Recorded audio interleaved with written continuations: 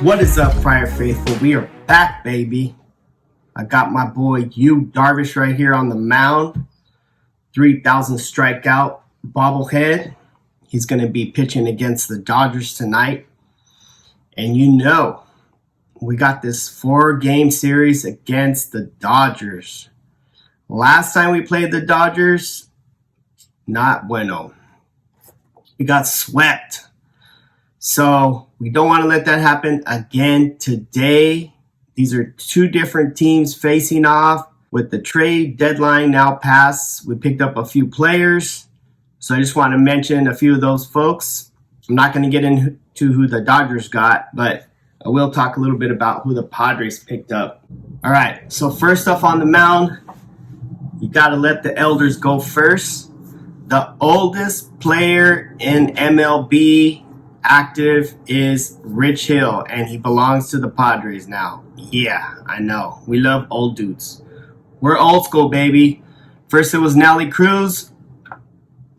Now it's Rich Hill, 43 years old, pitcher, left-handed pitcher. Who knows what he's going to be able to do? I don't have high hopes for this guy.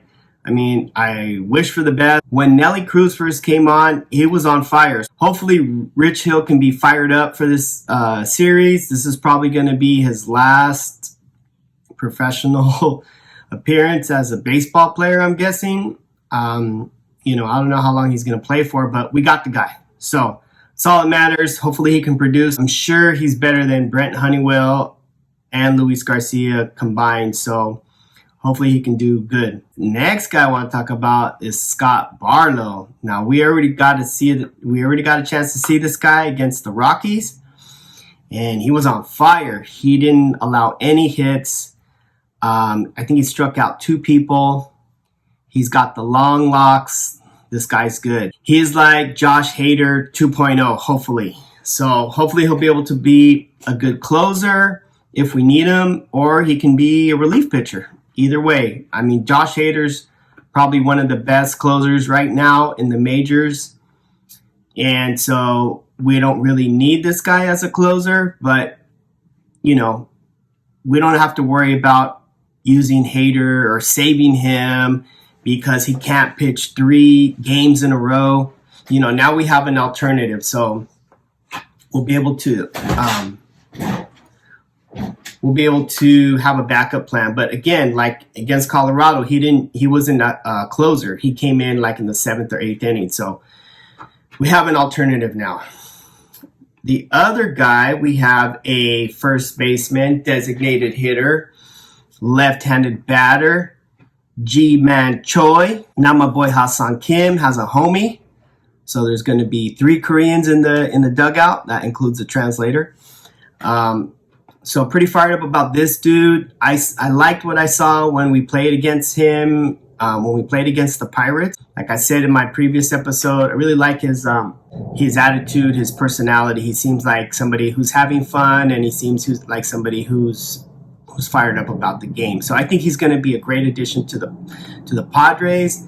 Anybody is better than Matt Carpenter, who I believe, from what I heard on Ben and Woods this morning, I think he has a 2-year contract for $12 million. So we're probably, on the hook for another $8 million. I don't know how much we've paid him already or what, or if maybe he's got us, majority of that when he first started. I don't know how that stuff works, but we're on the hook for $12 million. This dude, I think what's going to end up happening is they're just going to do something, get rid of this guy, DFA him. I don't know what they're going to do, but make a space on the roster. So they got to get rid of him somehow. Whatever way they do that needs to happen. Unfortunately, we're going to lose money on this dude, but I guess that's the risk that you take, See, so number 4 is another designated hitter, Garrett Cooper, who I have no idea about, but he is he does play first base. We don't need 3 first basemen. We got Crony. So he's just going to be DHing. And they're going to have to get rid of Carpenter to make space for these 2 guys. We need to have these 2 guys in the rotation. So you got to get rid of Carpenter.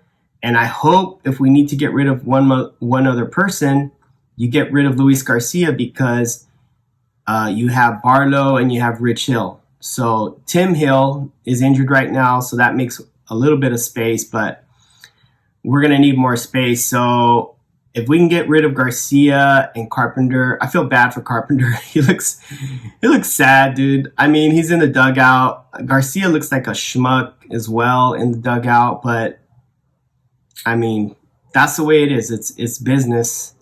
Unfortunately, this is a business and it's about winning. For me, it's not about the money because it's not my money unless I go to the game and I'm spending money at the games, which, you know, over 40,000 fans do every single home game. We've sold out, I don't know, over 40 home games. So we're going to keep doing that the rest of the year. I don't think the attendance is going to go down unless we don't make the playoffs. And even then, I still think the Padres are going to sell out. I mark my words. I guarantee that the Padre games will still sell out even if we don't make the playoffs. Okay, and then we got one other guy. We got Sean Reynolds, who's another pitcher. So don't want to say too much about that dude, but just know he's there.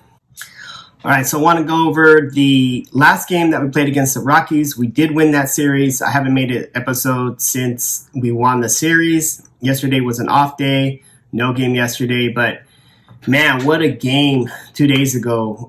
We won 11 to 1. Padres are known for, scoring a lot of runs. You know the Padres can score a lot of runs. So this is not a surprise, 11 to 1. It was in Colorado. But still, Kim starts off the game with the home run in the first inning. This is like he's done that like 4 or 5 times already since he's been the leadoff batter. But in the third inning, Juan Soto hits a home run, number 23. The game before that, he hit number 21 and number 22. In this game, he only hits one home run, but it was a freaking blast. 449 feet, almost 450 feet. That's insane. He smashed that ball. And then my boy in the 6th inning, as Javi on Locked On Padres says, St. Gary hits not one, but 2 home runs in this game, making the score 4-1. In the 9th inning, Gary Sanchez hits his 2nd home run. This guy's a beast. I mean, it's just amazing what this guy has been able to contribute. You know, he started to slow down a little bit, but then he just came right back. He hit 2 home runs today. I think he hit a home run in the second game or in the first game. I don't remember, but I know he hit another home run. But yeah, he definitely hit 2 home runs in this game, which was amazing. This guy's a killer.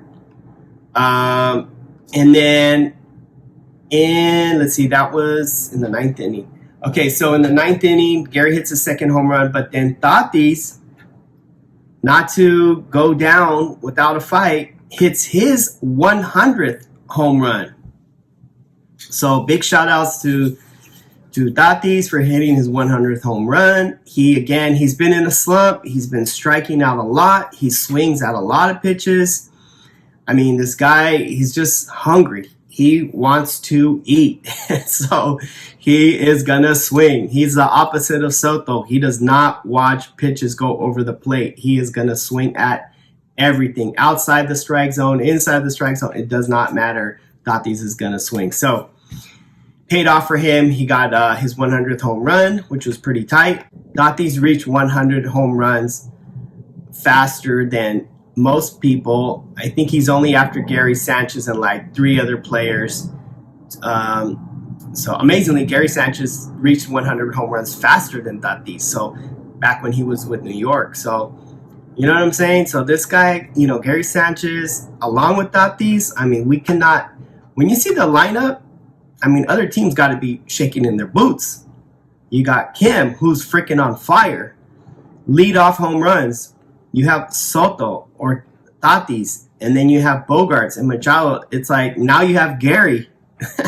So the pitchers have got to be worried. And now when the Dodgers come into town this weekend, let's see what happens. Let's see what the Padres can do against the Dodgers. Yeah, so that's pretty much it for that game. Again, pretty awesome win. I really liked it. Yeah, so, I mean, that was pretty much it. I talked about the second game. We lost the first game, won the second game, won the third game. So I already went over the second game in my last episode. We did win the series. It would have been really, really, really, really nice if we would have been able to win the first game, because that would have been a sweep, and we could have had 2 sweeps in a row, which we have not done. And more importantly, we could have gone 6 games in a row, which we haven't done. We haven't done more than 3.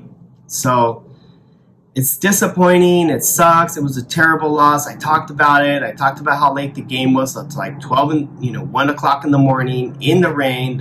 Almost the whole game was in the rain. Terrible conditions. Just terrible overall.